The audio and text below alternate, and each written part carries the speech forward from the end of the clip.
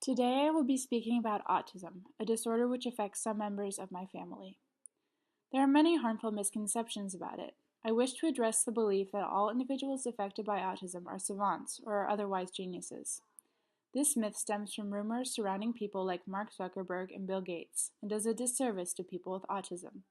This serious neurological problem is sanitized by the inaccurate idea that a niche talent is a way of redeeming people with autism in a work-oriented society.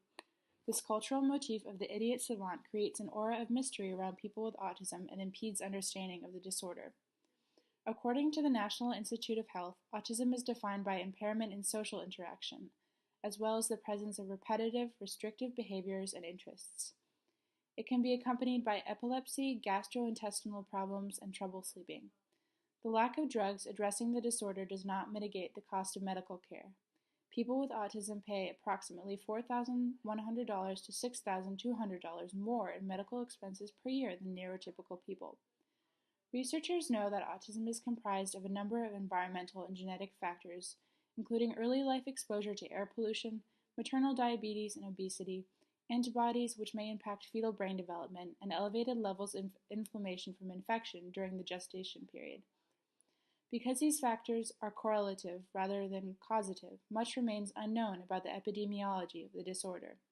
No characteristic in either parent predetermines whether their child will have autism, although there is currently research about preventive measures including increased prenatal vitamin intake in the 3-month period before pregnancy and folic acid intake during gestation.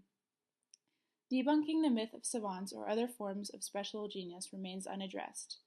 Autism affects nearly 2% of the general population. Of those, only 10% are savants. 31% of people with autism have an intellectual disability, defined by an IQ as less than 70, while 25% are in the borderline range between 71 and 85.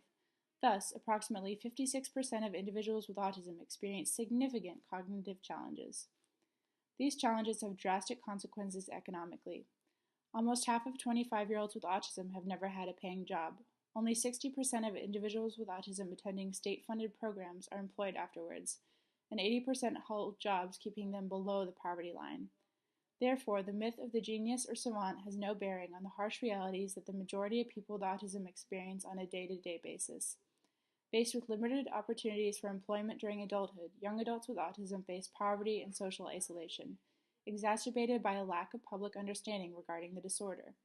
In being relegated to the favorable corner of tech wizardry and superhuman knowledge, their needs become minimized. Increasing public funding for autism research would remove the cloud of mystery surrounding the capability of the autistic brain.